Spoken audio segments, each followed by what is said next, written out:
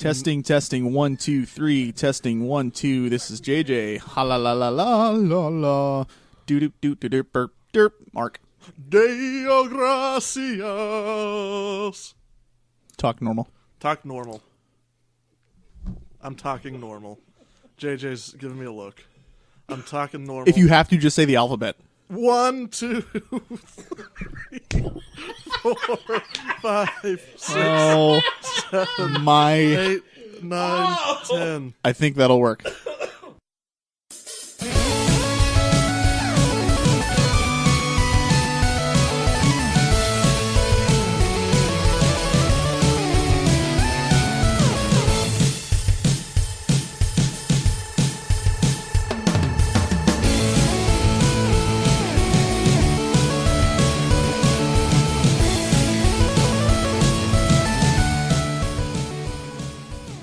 Hello and welcome to the Frozen North, episode number 31. 3 to the 1. 3 to the 1, guys. 3 to the 1 to the 1 to the 3.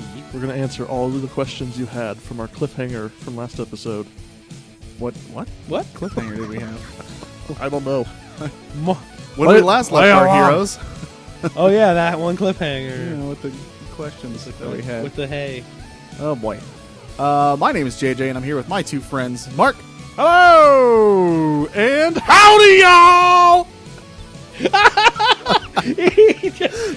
Auto response. No. Hello! Oh, Auto yes. response Mark is the best. That'll never get old. No, it won't. Just it's Looking like for new ways to just throw them off. That's great. auto response Mark is my new favorite Mark. And Brian. What's up, y'all? I don't know why I said it like that. I don't either. What's up, y'all? Coming to you in the house, yo. I don't. What? What? All right. Okay. You know. It's that time again. Oh man. All right. Well, we got a handful of things on the docket today.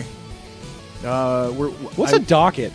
Like a to-do list. Ah, is it like a thing you hold? It's like a manila envelope Yes. with different documents in it. It's got an itinerary. Holding it. Gotcha. It's like an itinerary. You know what, You're an guys? You know what, itinerary. guys? I learned something today, so I appreciate it. Well, now you know, and knowing is half the battle. Yeah, more like G.I. Joe. Copyright. I mean, I Poe. P.I. Poe. I Poe. It's Edgar Allan Poe's line of G.I. Joe figures, you know? I'd buy it. Just a bunch of ravens and depressed men. Normally on one of these episodes, we would start off with our emails, and we did get an email, but it's one that it's an answer to the biweekly question, so I'm going to hold off on reading that until we get to that one. It's a good one too. I think it'll drum up some discussion, but we're going to hop right into our first section. Two episodes ago, we talked about what us three would like to see, what we're excited about at E3 this year. Us three at E3. We're not going to be at E3. I know, Well, but I'm going to my computer. someplace close-ish. I'm going to my there. computer to look at all the E3 coverage. That A week late. Absolutely. Yeah. I mean, rest assured, we will be watching. Oh yeah. Faux show. Faux. P.I. Poe. P.I. I Poe. Oh God! In an auto marker. That might be the name of the episode right there. P.I. Poe. All right. So, but we asked on the message board, just what are some other people excited for? We got a handful of responses, and some of them are much longer than others. Mark. What? I didn't do that. Oh, are you not ML? That has lots of valuable information on it. Oh, so that makes it shorter. Oh. you got me there. Okay. Oh my goodness. All right. So let's see. First up, we got Datman02. He says, for Microsoft, I'm personally hoping that we get a few more Halo 5 details in the announcement of the Halo Anniversary Collection. It'd be really nice to hear more about Quantum Break with a release date and gameplay. And, of course, new IPs and Sunset Overdrive. I honestly am Haloed out. I don't really care. You were haloed out after Plus, the second one. I don't have an Xbox One. Yeah. So I'm just not, yeah, I mean, they all feel the same to me. So I have no interest. I can see that for the most part, but a few of them are different. Yes. ODST. Halo Wars. Also for Quantum Break, they showed like 15 to 20 seconds of gameplay recently in a little video teaser, Oh, really? but it still doesn't tell us very much. Yeah. So Oh, all right then. From Sony, he said he wants to hear anything about the Order 1886. I think we've already talked about how that got pushed even farther back. A few more details on the PlayStation Now service. Yes. Oh my gosh. Yes, please. And more information on the new Uncharted game and release date for the Last of Us update. And of course, new IPs. Nice. I still am so like baffled as to why they're doing a Last of Us remaster already. Like, I mean, kudos, go for it. That's awesome. But is it really going to look that much better? Here's my theory. I'm going to go on a tangent here. Brian's theory of why. Okay, it's called Brian's theory of why things happen and why they're happening right now. I think PlayStation is what they're trying to do is capture some of those what I like to call converts that came over from the Xbox 360 generation that yes, came over and got the PS4. I think that PlayStation really wants to show them why PlayStation is the place they need to stay. And Last of Us is honestly one of their strongest exclusive titles they've ever had, as far as popularity and critical review and just overall love. So what they think they're trying to do is pump that up to the new generation so that if you did skip the PS3 generation, you're not missing out on an absolute gem classic. I'm guessing Naughty Dog is also a fairly big studio. They were able to work on the new Uncharted while they were working on The Last of Us. So I think they have two studios. Exactly. Yeah. So they have the manpower to do it, and it will bolster the PS4 lineup. Which absolutely, even though it's a last gen title, I mean it's gonna get bought again in droves. It just seems so soon to me. I It guess was is the true, biggest thing. I get what they're doing. It does seem odd because usually you wait for Yeah. HD releases, but they're really trying to push their brand. And The Last of Us is a very strong. No, if it was a game that sucked, I'd probably be like, "What are they doing?" But Right. I'm just curious as to like. I I think they're trying to pump their brand. Basically, say, "Hey, you guys that just bought the PS4, check out this game." Well, look at Tomb Raider. Right. I mean, that went from Square Enix considering it a failure to actually thinking it's a success now because of the re-release. So, yep. True enough. Makes sense. He also says from Nintendo, he says, hopefully we get information on the new Zelda game, not Hyrule Warriors. He'd like to see a new Mario 64 style Mario game, which, that would be awesome. I would love that too. Bayonetta 2, X. Oh, yeah, X is on my number one list. And then he says he'd love to hear something about a new Star Fox, just any new IPs and that kind of stuff. I can tell you right now, like, Nintendo, with the way they've done things the past, like, I don't know if it's been just 1 year or maybe even two. They don't do the large press conference like they used to, like Sony and Microsoft do. They have their monthly Nintendo Directs that they do. So I would not expect anything massive out of Nintendo from this. Unless they're unveiling, I'm sure they'll probably come out with a new freaking DS version or something that they have. But no, I don't expect anything super crazy out of them. If they do, you know what? If they do, great. I'd love to be surprised. JJ, maybe they'll come out with the 3D, the Nintendo 3DS Triple XL, aka the Wii. No joke. Ugh. Let's see. Yeah, I mean, most people are kind of like not expecting much. Mark, do you want to just go over your post here? Mark, That's a lot. Try to tone it down if you can. Hey, try to keep it cliff Just note hit me. the important points. Yeah, cliff The note important me. points. But look at me when you say them, so I can counter at you. Okay, I'm just going to talk about first-party stuff. Microsoft has a group called Leap Experience Pioneers working on unannounced games. Platform Next Studios working on unannounced games. Twisted Pixel Games. Lionhead Studios is working on a new MMO-like property. Lift London has multiple AAA titles. Black Tusk Studios is working on the new Gears of War. And Rare Ltd. is working on maybe something. For Sony, we have SCE Japan Studios contributing to Orishika, Tainted Bloodlines. Project Siren working on Gravity Rush 2 for the Vita. Naughty Dog working on a new Uncharted game. SCE Santa Monica is contributing to the Order 1886. Everybody's gone to the Rapture, which is from the guys who did Dear Esther, and an unannounced game. SCE Ben Studio is working on Killstrain. London Studios has an unannounced project. We've got Drive Club coming from Evolution. Guerrilla Games is working on a new game. Media Molecule, new game. And Team Ico's maybe working on The Last Guardian. Remember that time I said give us the short version? No, I can't. He really can't. He's reading everything Yeah, he word is. for word. But I'm going fast. Yeah, he is. Okay, so for Nintendo, Kyoto Studio Development Group number 2, which is Animal Crossing, Wii Sports, etc., is working on something. Kyoto Software Development Group number 3. I wish you guys could see his hand gestures. Working on the new Zelda game. Kyoto Software Group number 4. Pikmin, new Super Mario. Yada yada. Is working on something. Group number 5 is contributing to Steel Diver Sub Wars. Oh, God. Production group number 2 is contributing to X. Yes. Intelligent Systems is co-developing Shin Megami Tensei X Fire Emblem. They're crossing Shin Megami and Fire Emblem. Yeah. Call me GWG, our new Matt, our new forum admin. Well, I've never met him. Forum Is he, moderator. I've never met him Sorry. before. Is he cool? No. Oh No? God, no. Anyways, he posted. He seems like a decent guy. He posted a video showcasing a little bit of that game, Shin Megami Tensei X Fire Emblem. Looks pretty solid. Yeah, I mean, I've never So- played Fire Emblem or Shin Megami Tensei, but I know how much they're loved, and so I can only imagine cross multiplying via. Yeah. Yeah, I agree. Is that Yeah. So got that? I guess my extremely lengthy post was just to illustrate that we might actually see a lot of brand new IPs at E3 if we're lucky. Unless all those unannounced projects are like sequels. Yeah, it could be.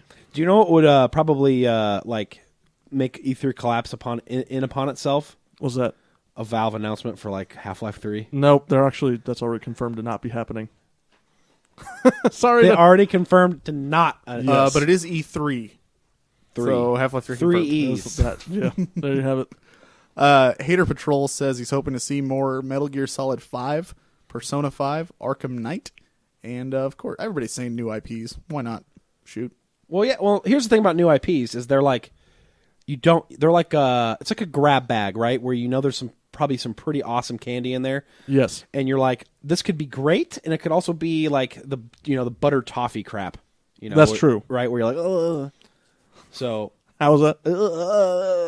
but like new IPs, they bring that excitement because when a game, okay, Halo 5 is coming out. Okay, yeah, I'm excited about that, but I know what I'm getting, right? Sure. There's not that I know exactly what's going to happen. I know like the general idea, but when you go into a new IP, it's like could be woo, or it could be Wow. oh my god.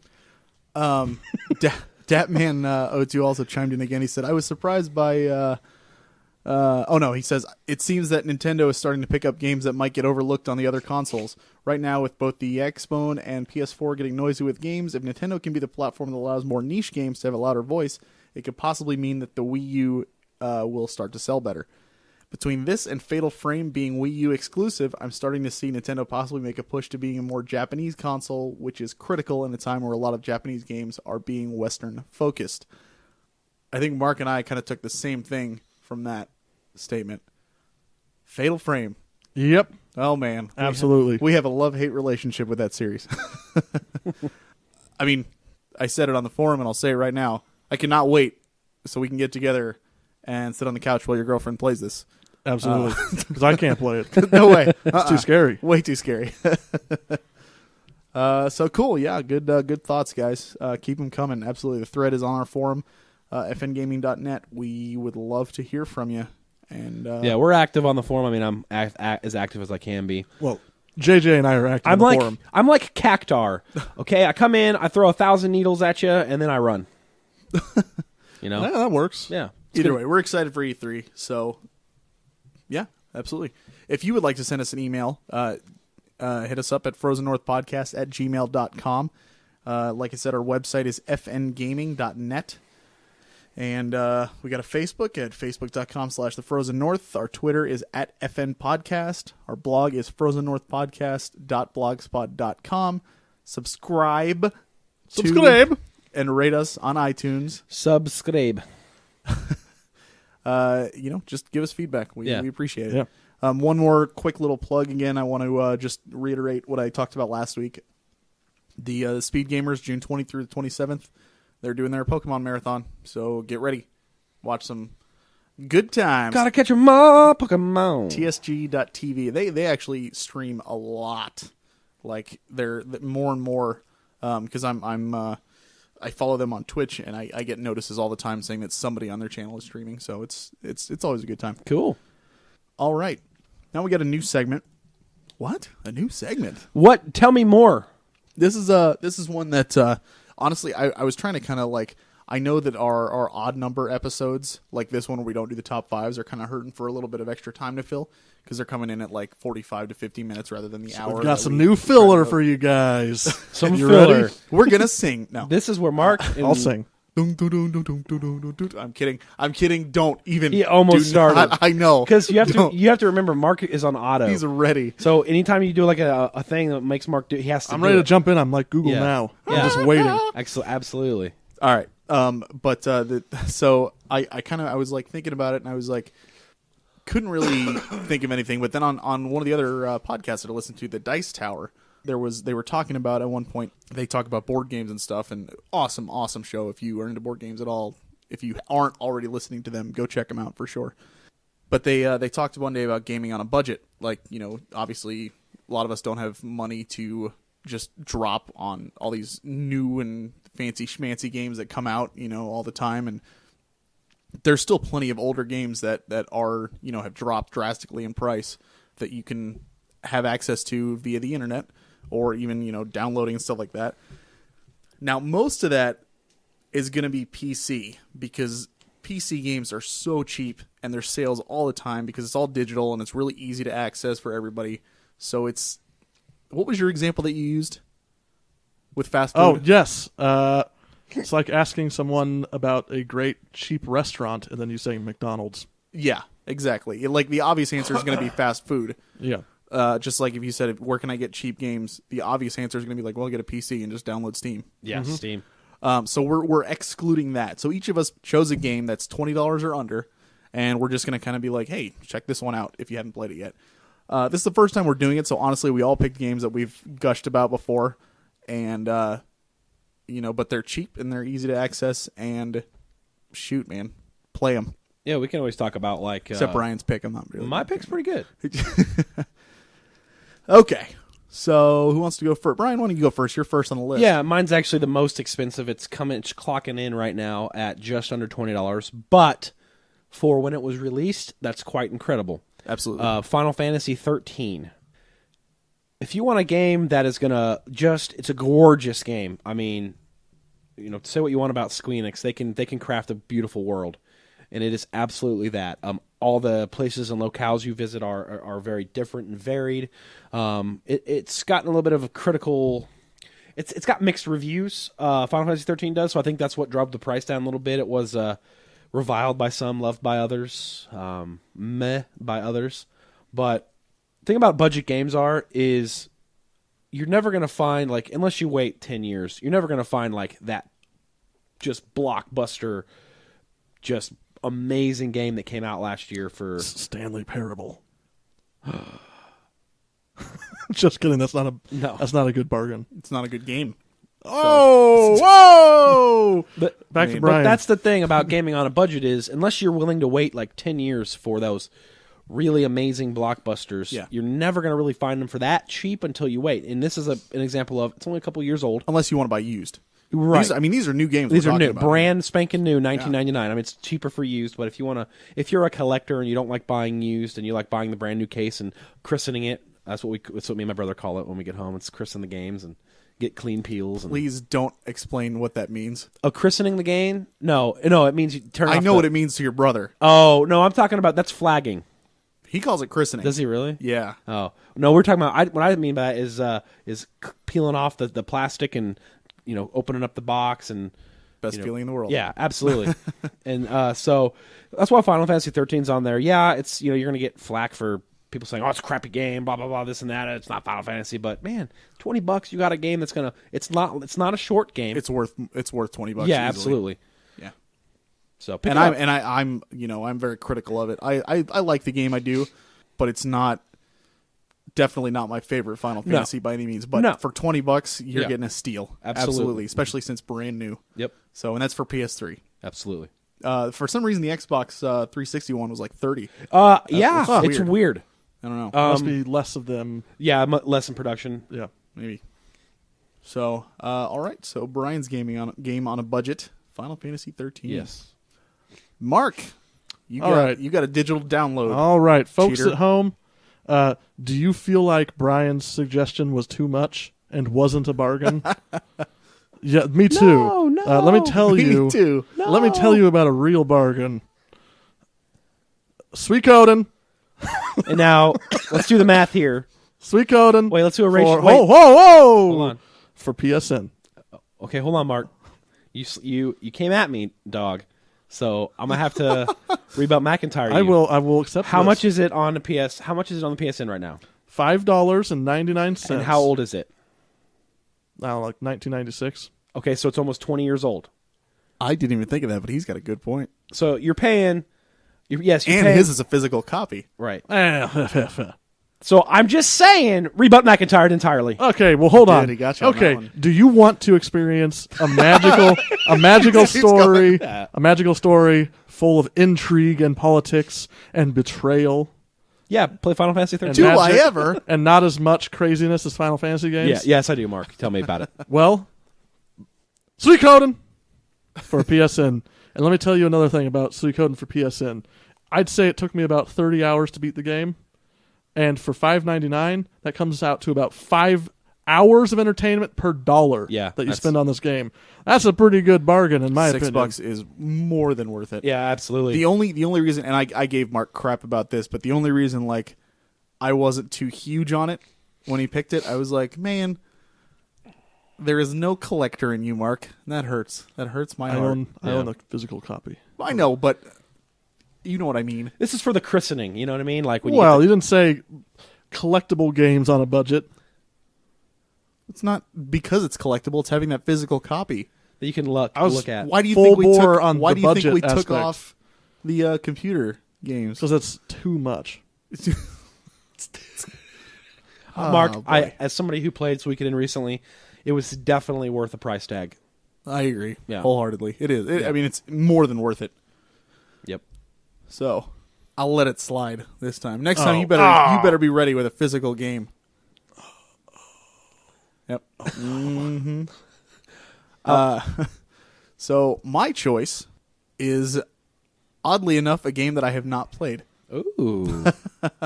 However, it is a game that I know I've seen, and I know it's Tales of Vesperia.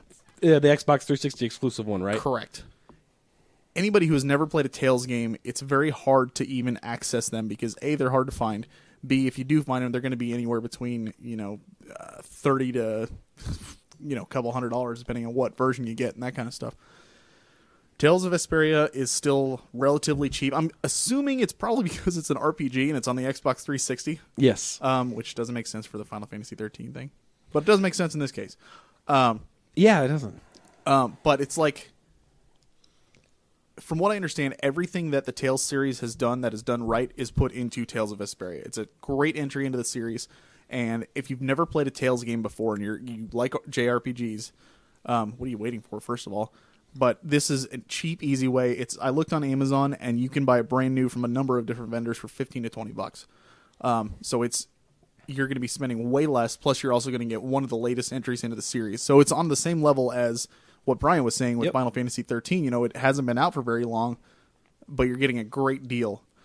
In fact, I forgot this was such a good deal, and I'm actually probably going to go out and buy this in the next couple of days. I have Infinite Undiscovery and Lost Odyssey on the Xbox 360, but this is an RPG that I definitely need to pick up. For And the this, I Xbox think this is 360. cheaper than both of those. I do too. So the whole series is phenomenal. I've never been disappointed with a Tales game, and if this one lives up to the hype, then I'm not going to be disappointed with it. So Yeah. even without playing it, I highly, highly recommend Tales of Vesperia for the Xbox 360. So that we tried to go a different system. I know the two of them had PlayStation games, but I figured since Mark was doing a digital download PSN game and Brian had a PS3 game, kind of evened out. So and if when we do this little segment in the future, we'll try to keep it that way. I asked them both for 2 games. That way I could kind of, when I picked which ones we were going to talk about, I could make sure we were all doing separate systems. So, and that's kind of nice how we'll do it. So, if honestly, if anybody else has any suggestions for gaming on a budget where you're like, you haven't heard of this game, or this one I found super cheap, shoot it into us. Let us know. And then I'll steal it and use it on the air. Nuh-uh. Like we get an email and Mark's just like, that one's mine. I called it. Yep. I was going to do it anyway, so, it's mine. I wouldn't be surprised if next top 5 we see a shadow thread on the forums like, hey guys, what's your top 5 this? And then Mark just copy pastes it. Then I delete the thread. Yeah, exactly. You can't prove anything. All right. So that's gaming on a budget. I like it. I like that segment. I think it's something we'll do more of in the future. Just because, video games are expensive. Well, and there's a lot of time. Well, I know I'm probably all of us have gone to like a game store and looked at a game like, oh man, this is only $10. That is amazing. Absolutely. Yeah. Like you almost have to buy it on principle. Everyone's got that I have to buy it on principle game where they look at it and they're like, well, I can't not buy this now. Yeah. So it's nice to get that word out to everybody. Like, hey man, I went to GameStop and this game was blankety blank price, and I got it took it back to my blankety blank house and played blankety blank. I love that game. I don't know. Just by the way, that blank you were looking for was actually I Poe. I Poe. No. I Poe. Oh, sorry. He Poe. almost said Joe again, but then you're like I Poe. Didn't see that. Right. You saw nothing. I saw everything. Moving along, we are up to our review of The Witcher. The first game in the series. The Witcher. The redheaded stepchild of the series. The rough one. The rough CD one. Projekt Red's first foray into the gaming scene. Correct. As Brian said, developed by CD Projekt Red, published by Atari. Well, there's no other way to do it. Let's just get into it. Let's talk about some pros. Let's pros it. All right. Since I've beaten the game, I'll let you guys go ahead and shoot out some pros. Sure. You want me to start? Sure. Okay. You've actually played more than I have. Neither of us have beaten it, and to be honest, it's just because I just couldn't get into it. But we're talking about pros here. Sure. I think the potential for the game, and as much as I wasn't a huge fan of it, I can see how with practice and giving them another chance, Witcher 2 or 3, they could make something of it. You could definitely see that there was a lot of substance to the world. Yes. But accessing that substance in the way it was presented was not my idea of, well done. It was rough. Yes. Like, perfect example. Wait, I'm talking about cons already. It's Jeez, okay. I'm trying, man. No, look. Let's lay it out on the table here. I can do some pros. Okay, go ahead. Shoot. All right. A big pro for me in this game is that when you have side quests that are sort of like fetch quests where you have to go gather things or travel around a map, they do a pretty good job of disguising that and making you feel like there's a real motivation for it besides just making you kill time to feel like the game has value. Yeah. They do a good job of, building up these small stories that justify the little things that you're doing in the game.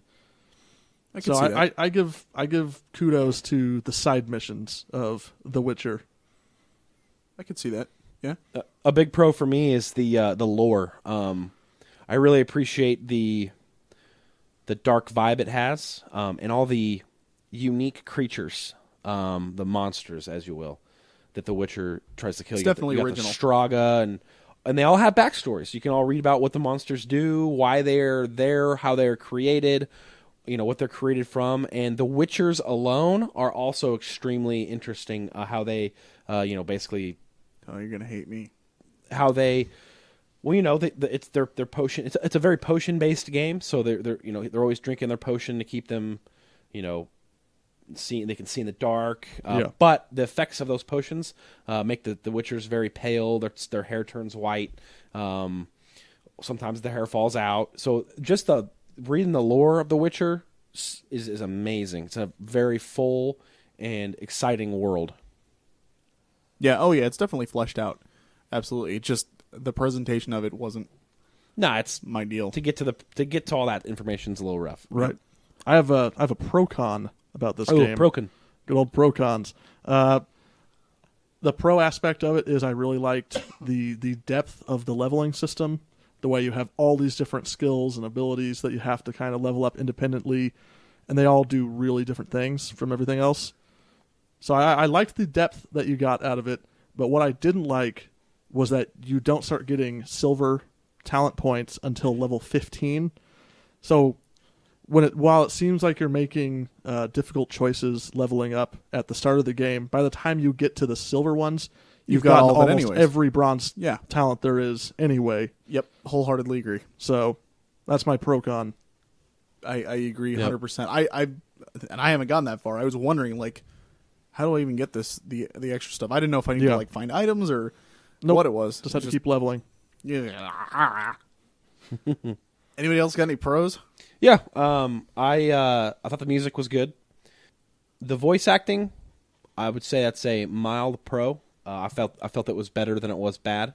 There are obviously some bad ones, but you know, in the story, I have finished the game, so I can legitimately tell you the story is very interesting, and the twist at the end is phenomenal. It's very well done, very well presented too, believe it or not. But yeah. Cool. Pros? Anybody else? I got another pro con. Do you have any other actual total pro con? Well, it's got a pro in it. Well, I know, but I mean, let's do just flat out pros first, and then you can move into that. If you have nothing else, then go for it. Nothing I can think of. Okay, we'll just do pure that, pro. and then we'll go into cons. All right. Pro con.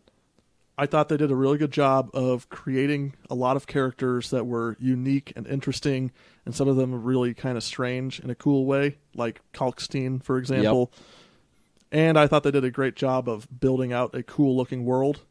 However, the reuse of character models throughout was really kind of... it just took me out of it. Yeah. So, sure. But that's mostly a pro, because, I mean, it looked really good. Yeah. And I like the characters. Oh yeah. I like collecting the cards.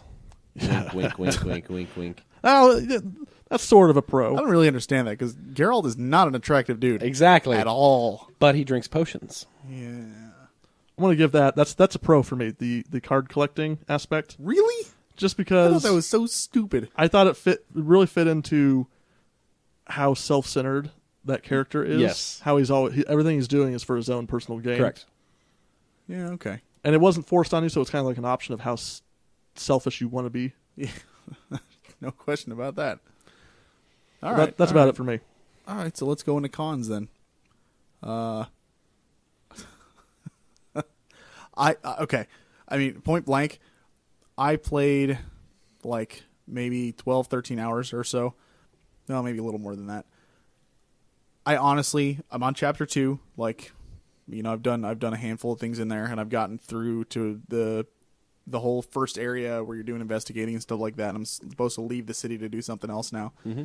I honestly have no idea what the story is about, and I honestly don't really even know what a Witcher is still. Like, I don't want to have to go in and read all of that text because I just don't care enough to sit there because there's so much of it. Like, if it was just one little snippet or something like that, okay, it's cool. a very fleshed out. Or have somebody just tell me and explain a little bit to me. Yeah. I know they're like mutants or something somehow, but they use a lot of alchemy. It has to do with the potions. They use a lot of alchemy, the potions Correct. and stuff, but I have no idea what's going on. Like the first chapter, I was trying to get into the city, and the second chapter, now I'm trying to, I don't know if I'm trying to get out of the city, or if I'm trying to like find somebody in the city, or yes, all the above. No, I'm agreeing that it's confusing. Oh yeah, like I'm so lost, and like I don't think it's because there's a lack of storytelling or a lack of information there, because I do think it's all there. Absolutely, it's totally discernible if you look for it. But the way it's presented, like the characters are so boring.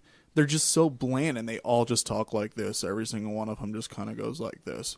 I'm just like, oh my gosh, just shut up, please.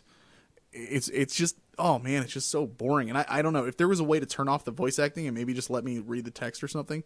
Maybe then I would do it. And I don't know if there is. I haven't looked at it or anything like that. But I could not sit there and focus because everything was like just listening to It was like listening to Mark read one of his what? letters to Brian. So it was awesome. You know? It was excellent. Just not as fast. Yeah. It was just the presentation was so far off of what pulls me in. And it's unfortunate because I really do think that a lot of the elements in there that you can see if you do look for it are interesting, and they are solid and good. So I mean, the whole game to me is like one giant pro con. You know, that's kind of why I'm not after playing this the little I have, and I do plan on finishing it eventually, but I haven't said like screw it, I'm not playing the second one. I'm turning it off. I've still decided I'm going to try it out. Yeah. Simply because you swear by it, you say it's a great game, and it definitely makes up for all the flaws that the first one has. And I mean, you said the same thing with Mass Effect, and that was 100% true. It's the same way with Witcher. So I'm gonna try it out for sure.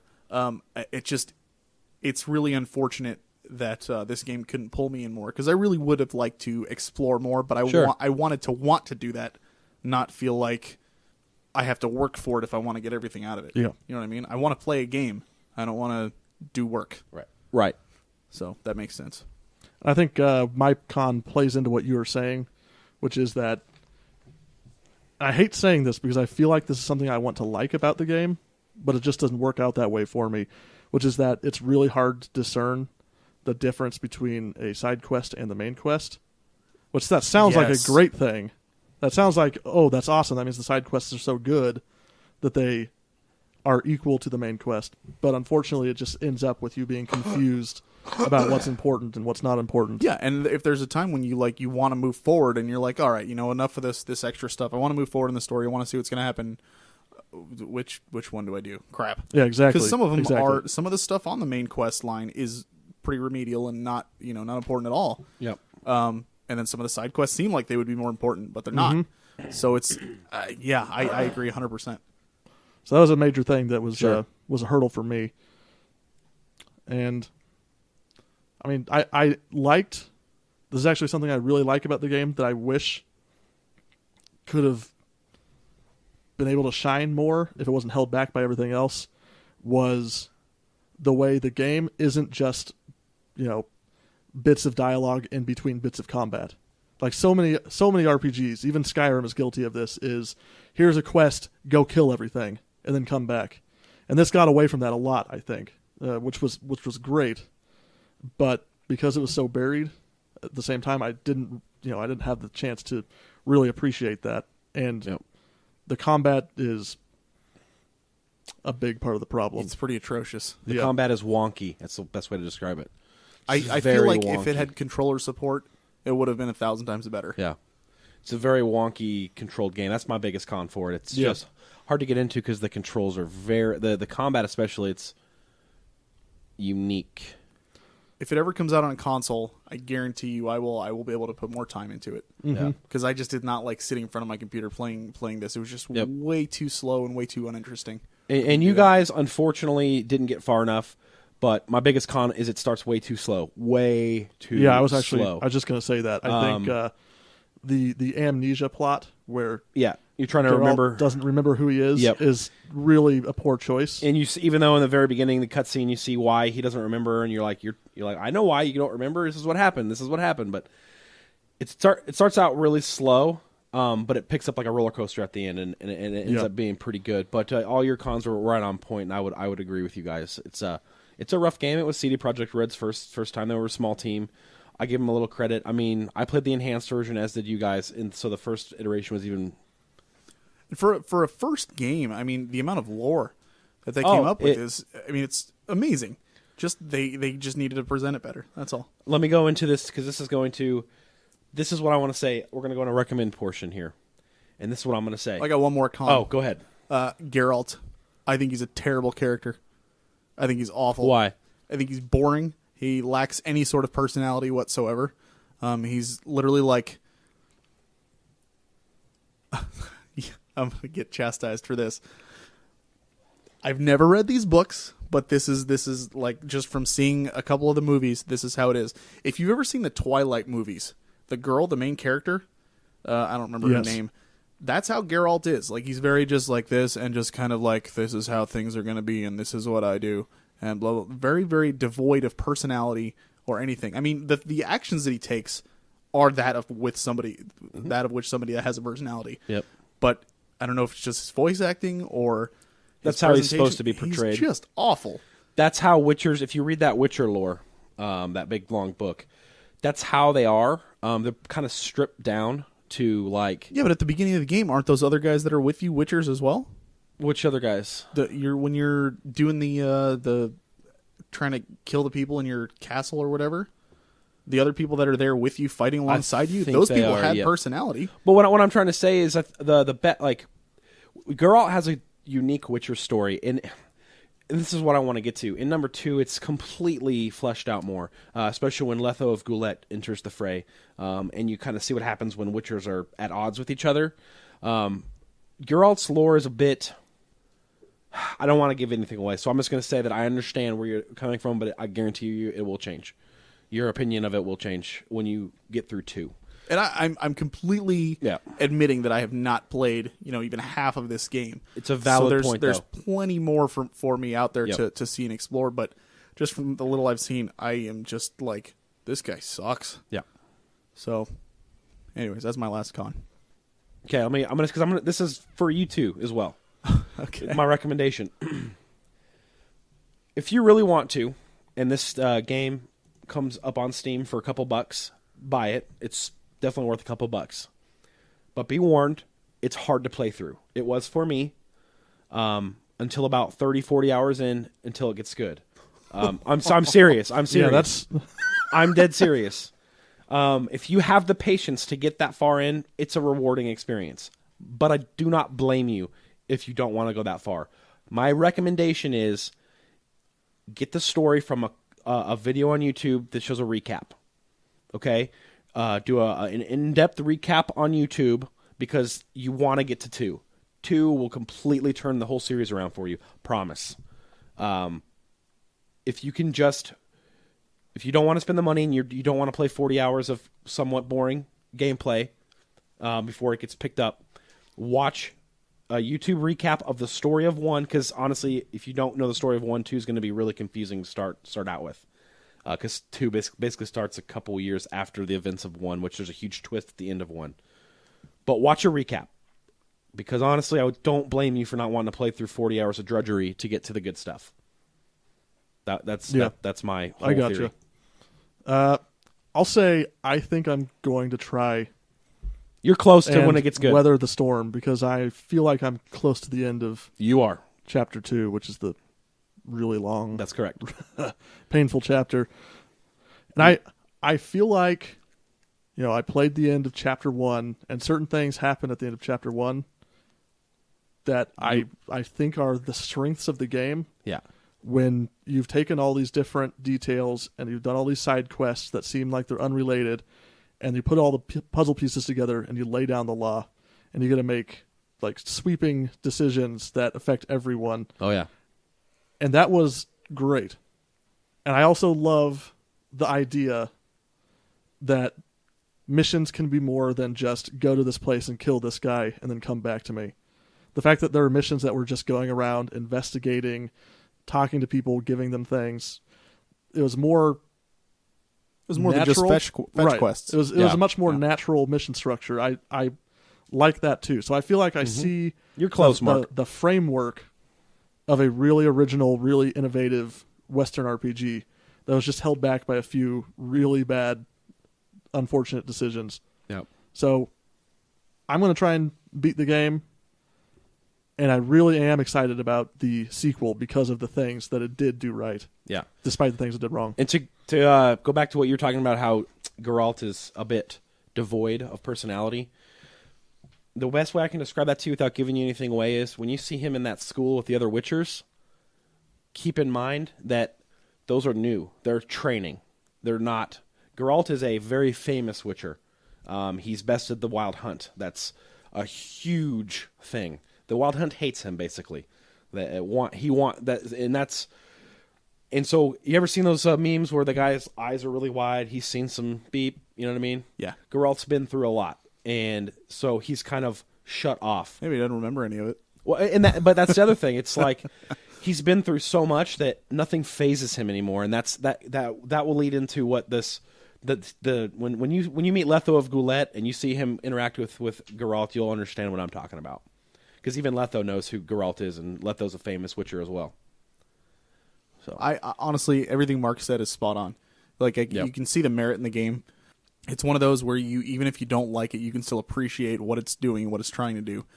There's definitely a lot of potential there, and I look forward to getting into the second one eventually. Honestly, I can't recommend this game based on just what I've played so far. I would say just do what Brian said. Maybe go to YouTube, watch a video, or just read an article or something on it that summarizes everything. Yeah. Because it really is, it's tough to get into. Seriously, I just want to get you guys to 2, because 3's coming out soon, and I think it's going to, if that's better than 2, then woo! All right, then. So there we go. That's The Witcher. All right. So last segment. Here we go. Bi-weekly question. We asked, when it comes to storytelling, what is it about a game that makes you appreciate it more? So, like, does it have to be in first-person view? Do you need, like, an ensemble cast? Do you need those stereotypical JRPG character tropes? What pulls you into a good story? I'm going to read I'll read the message board ones first. Okay. And then maybe we'll get into it. One of us will go, and then I'll read the Facebook, and then another one will go. I like that. Segmenting. And then I'll read that email. Segmenting. Let's see. Datman02 on the board, he says, perspective. He says basically perspective, cast, and the world. He says, I feel that first-person games offer the best immersive experience in games. Really? Wow. You can easily put yourself in the shoes of the character you are playing if you are actually playing from the character's perspective and seeing exactly what they see. When a first-person game can smoothly tell a complex story in the first-person POV, you are locked in that world. You feel a certain attachment to the story because you are performing the actions, not just physically moving the character in front of you. Some examples he gives are Half-Life 2, Elder Scrolls series. He's not saying that third-person perspective can't achieve immersion or story, but first-person apparently just does it for him. Yeah. He says cast. This can change so much depending on the game. In Half-Life 2, you can see the passion in each of the characters. You can see the relationship between Alex' dog and her dad. You can see the resistance fighters just trying to survive another day in this hellish world. There are many other examples in this game where emotion is pouring out of the characters and it all seems realistic. And then he kind of talks about how the Elder Scrolls isn't really like that. Most of these posts are pretty long, so I'm going to kind of just, nitpick here. And then the world.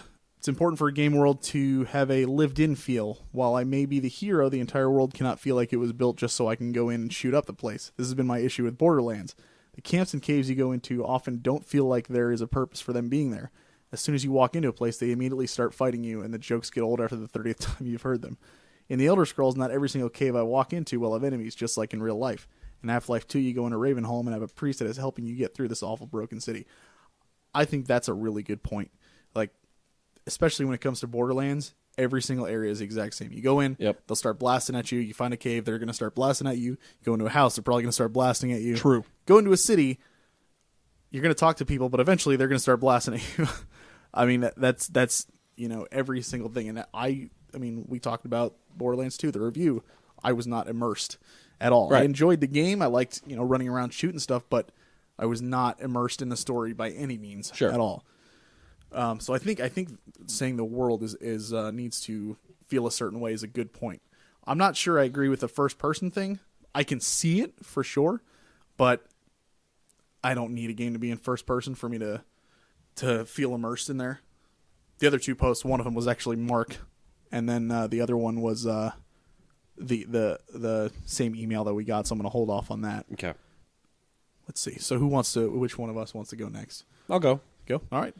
I think the most important thing for me in storytelling is clever storytelling. I get really bored with A, B, C, D storytelling where it's just kind of like You want to be throwing a curveball. I want a writer to take like a little thread and just fling it out to the left and me think, oh, that's gone, and then halfway through the game just right back here. Whoa, my God! When those things happen to me, BioShock Infinite is a great example of this. In the story, he's tossing out all these little threads, right? And you're like, what does this have to do with anything? For example, there's a part where you meet the Lutece twins, and they have boards on there and with check marks. And then the guy turns around, you're like 108, like or 110. I don't remember how many he had, but you're like, what is that? And then when it hits you, when that thread comes back and whacks you right in the face, you're like, whoa. Whoa, my goodness. It's like, it gives me goosebumps when somebody's clever enough to write in a story, not just the typical, like, I am Booker. I'm going to save Elizabeth. We fly off. We're now in Paris. That would have been... Yeah, because then he turns into Geralt. Ouch. Well, The Witcher's a good example, too. There's a few of those things that happen in The Witcher, especially in 1. There's a big twist. It's thrown out, like, at the very beginning of the game, that thread, and it doesn't come back to smack you right in the face until the very end. You're like, what? So, I like clever storytelling. I like a writer being able to write cleverly so that I stay engaged. And when he makes me feel dumb, I feel like oh, I get goosebumps. I'm like, oh, I didn't even see that coming. No, I think that's a very valid point. Absolutely. And I think that I'm going to go to the Facebook page here now. Matt, our new forum dude. Hey, Matt. Why can't I say moderator? Why is that so hard for me to say? Moderator sounds moderate-y. Oh, well, that explains that. Thank you. Thanks. He has got a really, really good post here that I agree wholeheartedly with. He says, puzzle piece storytelling in depth. I don't want the delivery of a story of a story's major plot points to be spotlighted for me and made entirely obvious.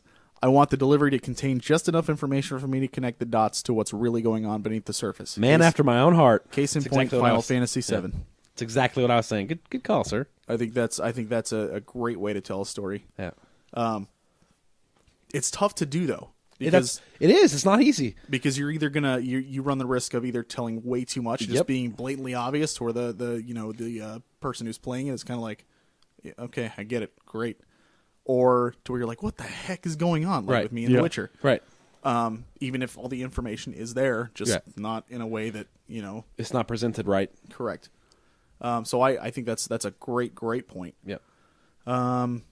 It is tough to do, and that's what makes it so great when it's done well, because you really appreciate the complexity of what you just experienced. You're like, oh man, to be able to take me to that point without me knowing is an amazing feeling. Yeah, definitely.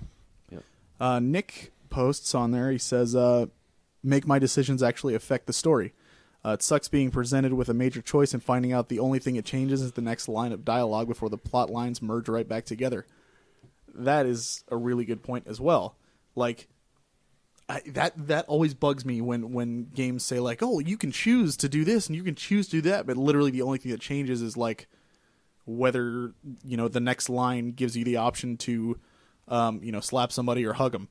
It's like, well, that's not really a game changer. It doesn't do much for me. Or the games where you make a really terrible choice and then everybody acts like nothing happened, like a scene later, they're like, come on, man, let's go. Yeah, exactly. Even the games that supposedly do it really well actually don't do it all that well. For example, Mass Effect. Sorry, Brian. No, you're right. He's talked about a lot of things can happen in the second Mass Effect game that end up with characters dying. Yep. And not being in the third game. And the way they handle that is they just have new placeholder characters that show up that are essentially the exact same role as the actual character. So that's a game that's touted as being really great about decisions that's actually not that great. And the other good one is that I can think of is The Walking Dead Telltale game, where you can choose at many points which character to save and which one you don't save. But usually, I've perceived this trend. Usually, that character that you save will be dead by the end of the next chapter. Yeah. To slim it back down to a manageable amount of story arcs. Yeah, you're going to end up in the same place no matter what.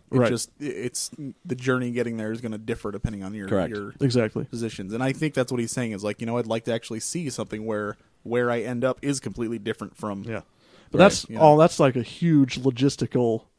Absolutely. Yeah, it's not easy to do. No. There's no question about that. So then, I've seen a couple of posts by you. What about you? What do you think? This is a little one. It's not anything revolutionary, but I like a game that keeps the pace moving, keeps it fresh, doesn't just focus on one thing the entire time. A great example is Final Fantasy VII. They do a great job of putting in these different kinds of challenges. It's not always just combat. Sometimes it's you have to learn a march. Sometimes it's you have to do a chocobo race. Some of them are pretty dumb, though. Like the Well, CPR sure. thing was like, Yeah. really? Sure. But no, but I completely agree. Yeah. I mean, look at when it happened, too. I mean, this was 1997 that they were Was doing this CPR stuff. big in Whatever. 1997? I mean, CPR. having Come an on, man. It was 97. having an RPG CPR that was huge back then. I think he's talking about the. I know what he Yeah, means. okay. I know what he means. it was willing to experiment with little like mini games Definitely. and keep it fresh and Gold not saucer. exactly perfect example. Yep. It was able to move it along and never let you get bored of what you were currently doing. Yep. What's funny though is now, like, people who play the game now, I've heard people say like, "Oh, I went back and played Final Fantasy VII because it was, touted as one of the greatest games of all time," and I don't see it. They put all these stupid mini games in there. Like, I heard one guy talking about it actually a couple weeks ago on a podcast I was listening to who had played it for the first time, and he's like, "They threw the snowboarding mini game in there. I don't even see the point. There was no reason behind doing it. I didn't see any point behind it." And I'm like, if you had played it when it came out, Yeah. you definitely would have. When those were, that like, was such entire an awesome games. break from the game. Yeah. Yeah. 2 years before that was like a game you bought Yeah. for your Nintendo or Super Nintendo. I mean, you're Right. playing through this game that's like, fight talk, and then all of a sudden, oh, snowboarding. What? Huh? Yeah. Chocobo racing. Yeah. Wait, huh? Submarine freaking battles and stuff, like all this stuff, like getting tossed in there. I actually agree with you on that. There's a game that both did it well and also didn't do it enough that I wanted that kind of monotony breakup, and this has to do with, I know it's Halo Reach, but bear with me for a second. Halo can get kind of repetitive. You're fighting the same Yes. guys over and over again. In Halo Reach, there's this one point where you get in a fucking starfighter and you go up in the planet and you do this completely, like, it felt like playing a Star Fox game, Yeah. but not on rails. It's like free roaming. They didn't do it enough. I mean, it was only that one mission, but I was like, it was such a refreshing, like, change of pace and a change of scenery that you're just like, man, you're reinvigorated by it. And then Exactly. it gets done and you're like, okay, now it's back to the monotony. I wish it did this more often. Yep. All right, so now we'll get to the email that we got. It's kind of lengthy, so bear with me, but I think he makes a lot of really good points and a lot of good talking points too. All right, so email comes from Raul, and he says, "Presentation is key to telling a story. Presenting a story in a particular focus is what creates the immersion of the story. There is no preference to a certain type of narrative, yet I do have key complaints of certain popular motifs. Currently, the gaming industry and big budget titles tends to lean towards the idea that a story must be dark and gritty to be a good story. The best example of this cliche is The Last of Us. The game received overwhelming notoriety for its story, but was merely a rehashed plot with a mediocre and predictable presentation." Ouch. Lacking in an imaginative story, the presentation also felt short as it attempted to rev up the player by immediately switching from slow pacing to action-packed events. This is one example of the current mindset of the gaming industry and shows that a popular game needs only to capitalize on a popular phenomenon, such as the zombie post-apocalypse, to be considered a good story. This is the non-example of great storytelling, and although I do not have a specific point of view or genre to equate to a good story, as long as it does not patronize the player and spoon-feed the themes and underlying subtleties of the story, it can be considered great.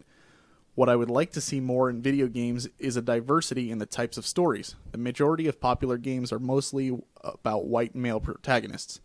It would be moving to see other characters cast aside from white male characters, and although race and gender do not make a great story, at the moment there is a saturation of white male leads in video games. Video game developers can tell a story of aliens, monsters, fantasy worlds, sci-fi worlds, elves, space fights, and all types of fiction, yet they cannot seem to grasp any other race or culture outside their own.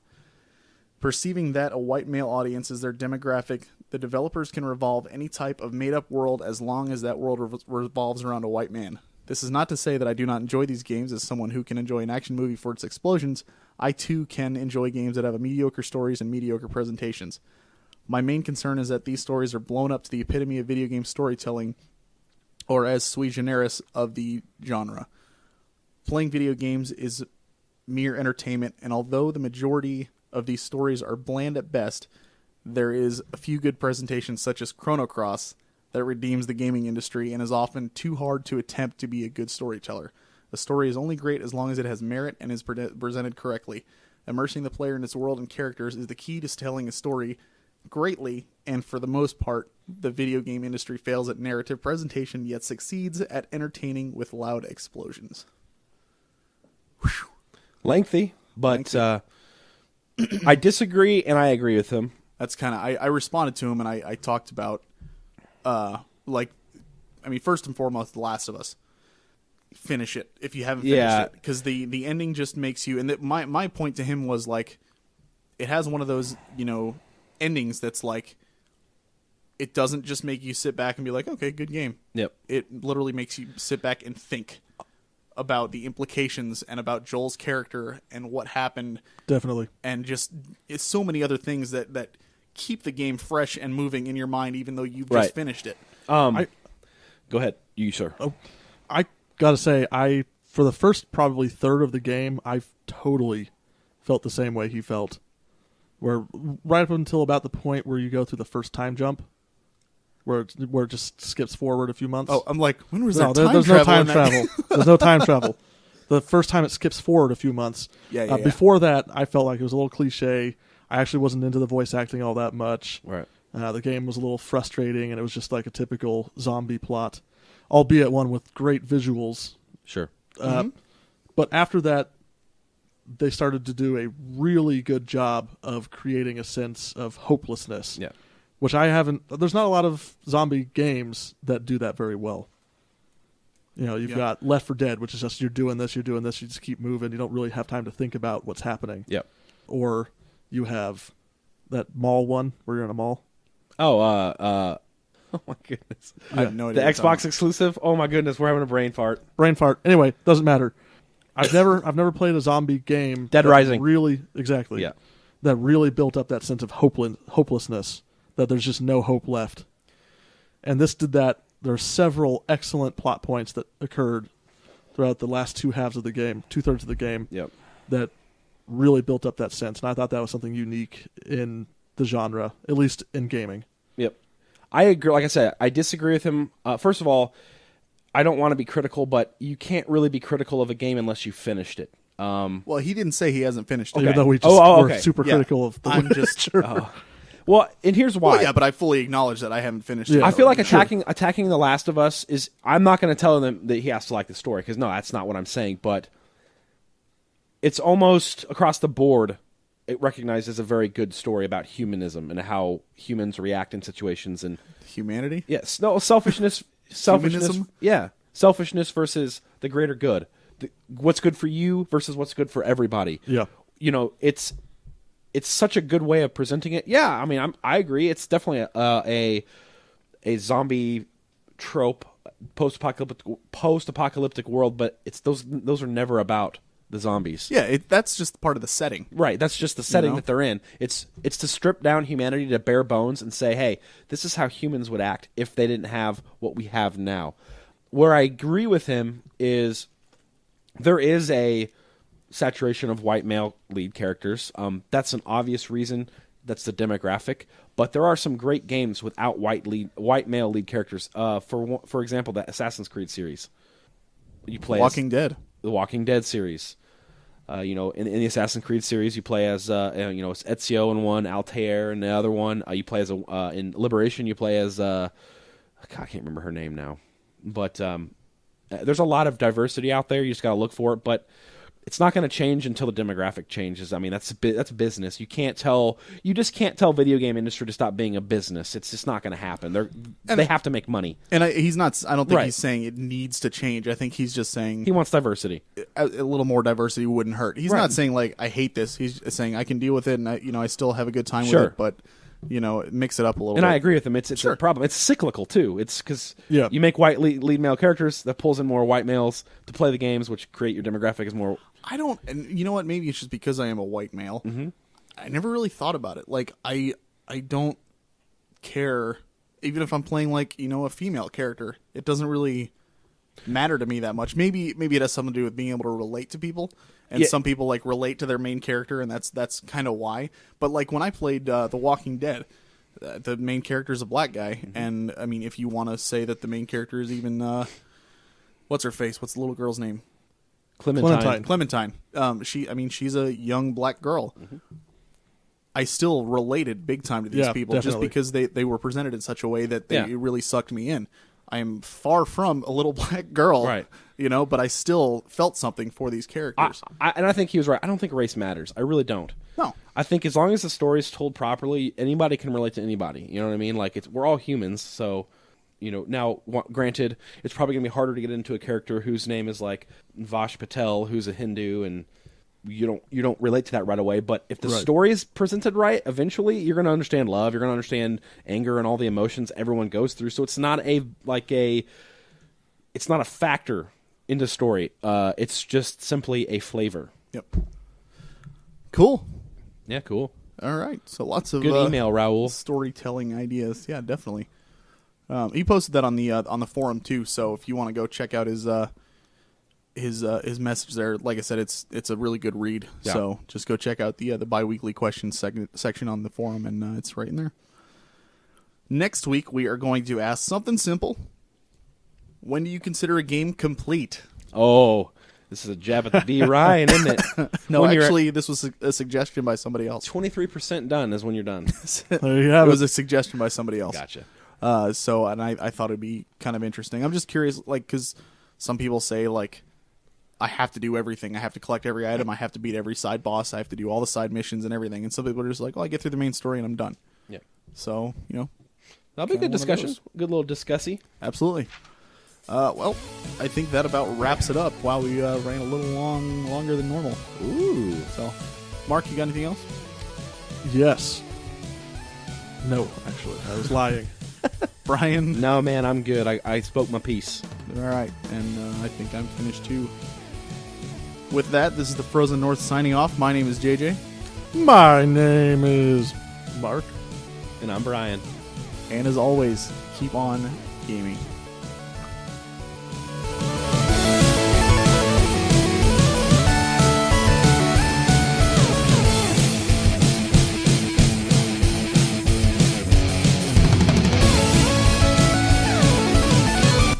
This song was made available via the Creative Commons Attribution License.